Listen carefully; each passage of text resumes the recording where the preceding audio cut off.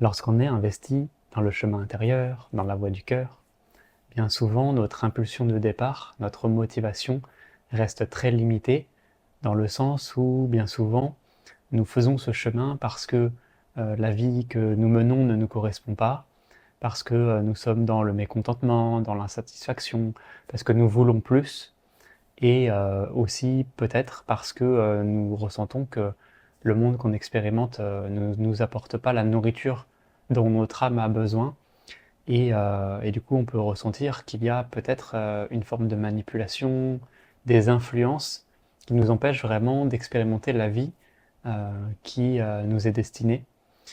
Et donc, exclusivement, notre motivation de départ reste très centrée sur la nature inférieure, puisque nous ne sommes pas contents de cette vie, nous n'avons pas réussi à voir avec les yeux de l'âme, à trouver la lumière dans ce monde, parce que tu vois, à travers la réalité inférieure, la terre, la nature, est tout aussi divine finalement que les mondes supérieurs et la vie de ton âme. Mais comme tu n'as pas réussi à te rencontrer toi-même, dans ton cœur, dans ton être véritable, dans ton être originel, à travers l'expérience que Dieu t'a proposée, eh bien, tu t'es enfermé dans un autre monde. Tu vois, tu as quitté un monde en pensant que tu allais trouver la lumière ailleurs, et finalement tu t'es enfermé dans un autre monde qui t'empêchait d'expérimenter ce vrai chemin authentique, ce chemin vers toi, ce chemin de vérité et d'amour, parce qu'il n'existe qu'un seul chemin, et ce chemin c'est la voie du milieu. Alors tu vois, à travers ce constat, on pourrait se dire, mais est-ce que la spiritualité que nous avons empruntée dans le passé était une spiritualité par imitation, une spiritualité qui a été engendrée par un mouvement, qui est dépendant de la météo extérieure? Tu vois, je me souviens, durant la période du Covid, pour moi, j'étais déjà en activité, j'accompagnais déjà des personnes, et je voyais une explosion des personnes qui venaient vers moi, parce que tout de suite, les questions existentielles commençaient vraiment à être intéressantes, et tu vois, pendant le Covid et puis après dans les autres années, 2021, 2022, il y a eu une explosion de personnes qui se sont investies sur le chemin intérieur pour se rencontrer, pour se retrouver, pour savoir qui on est vraiment. Et tu vois, j'en arrive à ce constat aujourd'hui que finalement cette spiritualité que nous avons empruntée, eh bien, elle dépendait de la météo extérieure. Or, une véritable spiritualité vivante et incarnée est une spiritualité intemporelle, qui se vit au-delà du temps et de l'espace. Elle ne dépend pas des circonstances extérieures, des conditions de nos vies, de nos expériences de vie. Elle dépend simplement de cette verticalité, de ce qui est hors du temps et de l'espace. Et tu vois, ce grand mouvement spirituel qui a été initié il y a quelques années, tu vois, peut-être que toi-même tu t'es éveillé dans ces 5 dernières années, euh, et ben tu vois, ça a été déclenché finalement par un mouvement collectif, mais pas par l'appel de ton âme, pas par un appel intérieur, par un appel collectif de il existe autre chose et puis je vais vraiment essayer de me trouver parce que ma vie ne me correspond pas et parce que les conditions de ma vie aujourd'hui ne me conviennent pas.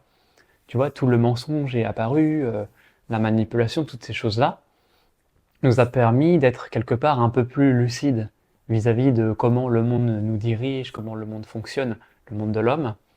Et donc, nécessairement, ça a fait naître à l'intérieur de nous quelque chose qui a impulsé à l'intérieur de nous qu'il existait une autre voie. Et c'est pour ça que, il y a eu énormément de personnes qui se sont investies sur un chemin intérieur à ce moment-là.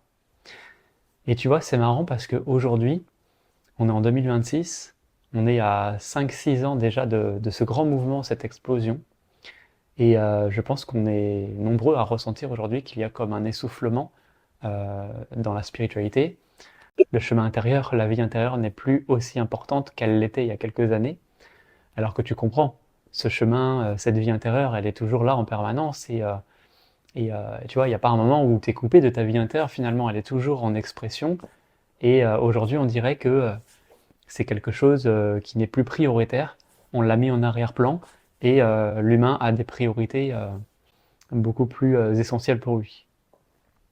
Tu vois, tout cela est la preuve que l'humain cherche toujours à s'approprier les choses pour lui-même. Il se connecte à à des lois divines, à des lois supérieures, à des mondes, pour toujours le côté mortel et éphémère. Tu vois, la démarche de base, maintenant qu'on a le recul et l'expérience, la maturité, de comprendre comment nous nous sommes investis dans ce chemin, eh bien, tu peux voir que finalement, on était toujours dans cette énergie de prendre, de s'approprier à soi, mais jamais de servir, de vraiment être un créateur pour servir et contribuer à la création tout entière. C'est toujours pour s'approprier les choses à soi, toujours pour le côté inférieur de la vie, mais jamais pour nourrir les mondes supérieurs, tous les mondes qui sont autour de nous, les créatures, toutes les formes d'existence, mais aussi nourrir ton âme, nourrir tes prochaines vies, nourrir ce qui est au-delà du temps et de l'espace. Tu vois, l'humain, aujourd'hui, dans la période qu'on est en train de traverser, il n'a pas encore cette maturité d'âme pour comprendre que finalement, ce chemin, il est collectif et que en faisant ce chemin de retour à soi, il retrouve son âme, mais finalement, c'est cette âme qui vit dans toutes les choses. Tu vois, c'est cette même source qui nous anime, c'est ce feu intérieur, ce feu sacré, qui se retrouve entre tous les êtres. Et comme il n'a pas cette capacité de le voir, de le conscientiser, de le ressentir à l'intérieur de lui, eh bien, il reste dans une conscience très individuelle, plutôt que de s'ouvrir à l'universel et à la grandeur, eh bien, il reste vraiment enfermé dans un chemin pour voilà, s'approprier les choses à soi. Quand tu connais l'humain, quand tu connais sa capacité à se retourner, le côté fourbe qui vit à l'intérieur de lui, cette capacité à souiller le monde et à diriger vraiment tout vers le côté mortel, éphémère, eh bien tu t'attends à tout, même dans la spiritualité, tu vois, on est capable de souiller, les mondes qui nous a mis au monde, qui nous permettent de vivre, de respirer, d'être normalement constitués.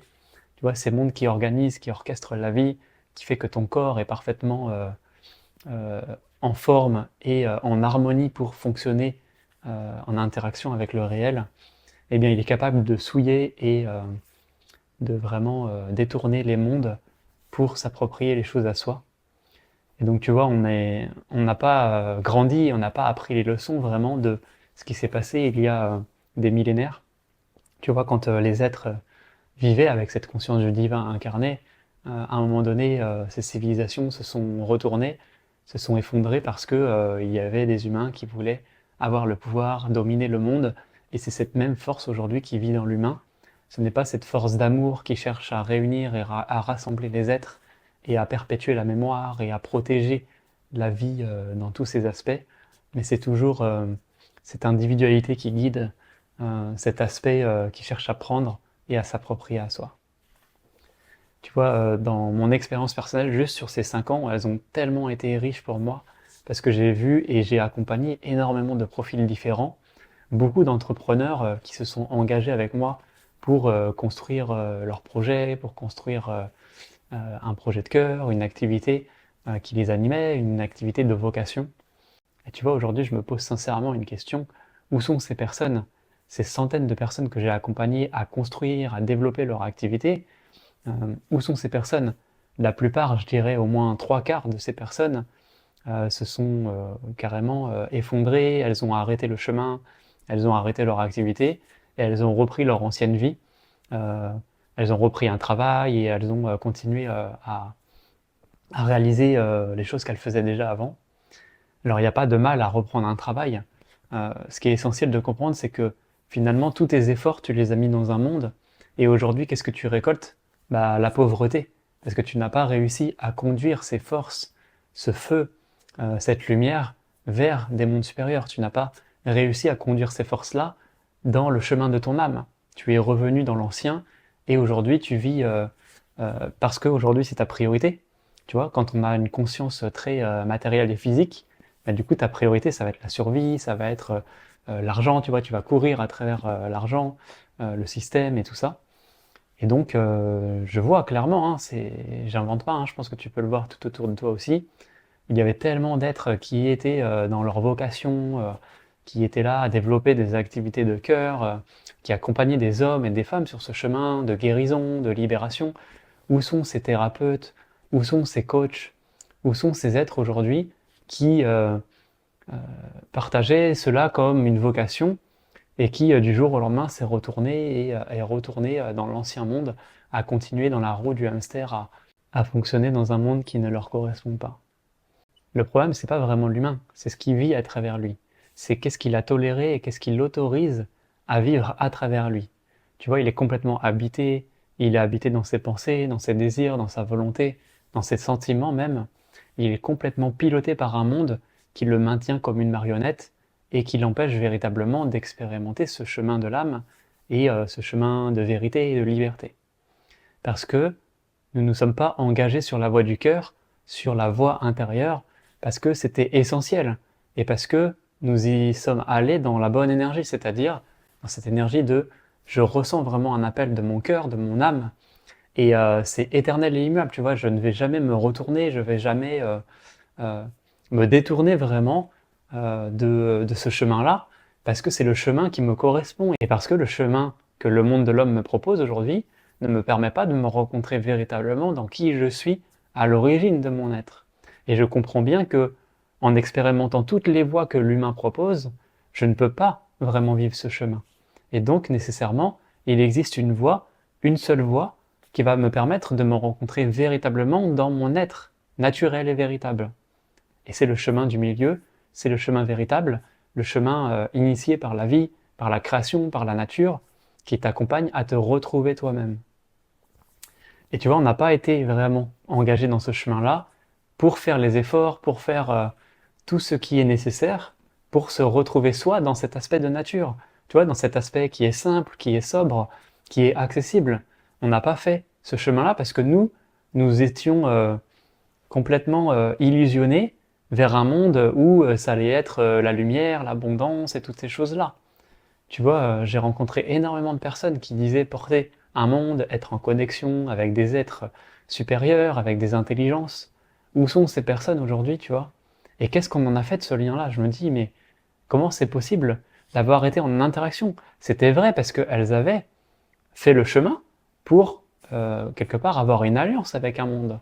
Parce que tu entends des messages, tu ressens des choses, tu es touché par l'amour. Mais quel est l'amour qui te traverse?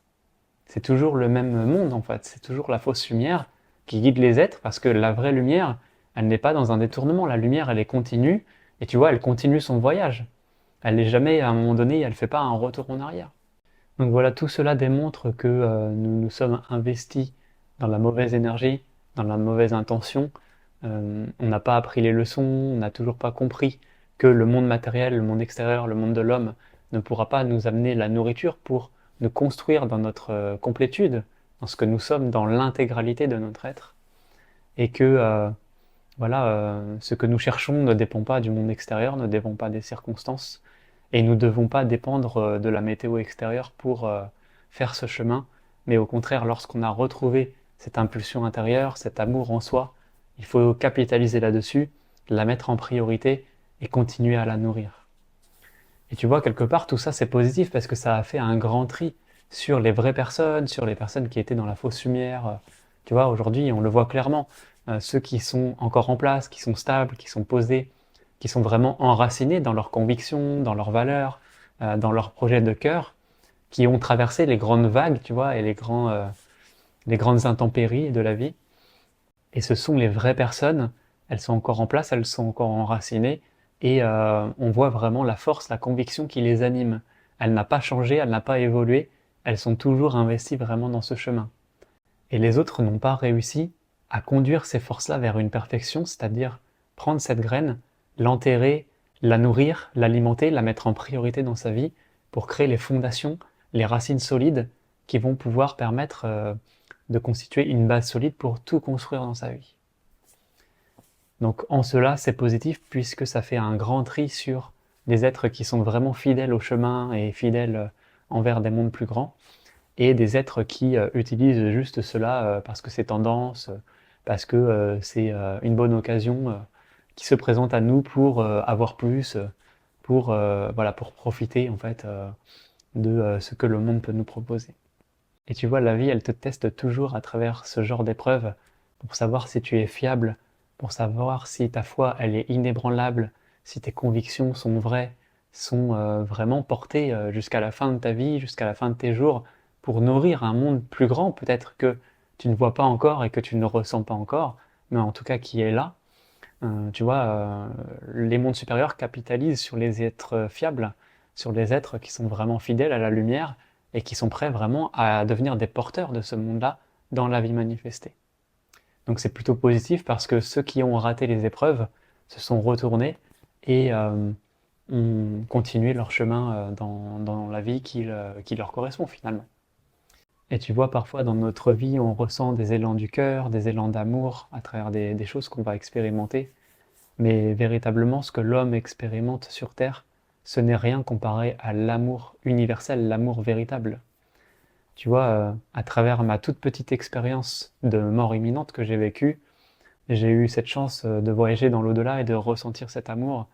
Eh bien, je crois que l'humain ne voit pas à quel point cet amour, il est grand, il est tellement profond, tellement éloigné de notre vie, que moi-même, cette expérience que j'ai faite qui a transcendé ma vie, ce n'était qu'une toute petite parcelle de l'amour véritable. Donc l'humain ne saura jamais ce qu'est vraiment l'amour et nous ne pouvons pas incarner, nous ne pouvons pas vivre pleinement cet amour-là, mais nous pouvons simplement en être une émanation et nous rapprocher de plus en plus d'une forme de perfection et de maîtrise sur Terre. C'est ce que l'humain divin, l'homme de lumière peut aspirer à incarner. Mais voilà, on ne soupçonne pas encore la puissance de l'amour qui régit l'univers, qui régit toutes les constantes et les lois de la vie. C'est grandiose et l'humain ne pourra jamais vraiment connecter avec ça. Et tu comprends cette notion de respect et d'humilité qui est nécessaire lorsque tu rencontres cette parcelle d'amour, cette particule d'amour, de lumière. C'est essentiel vraiment d'être dans ce respect, dans cette humilité. Et c'est comme cela que tu peux faire alliance avec des mondes qui voient ta fidélité et qui voient ta fiabilité. Merci de m'avoir écouté. N'hésite pas à commenter cette vidéo si des choses s'éveillent à l'intérieur de toi, s'il y a des choses qui résonnent. Et puis je te retrouve très vite pour un prochain partage.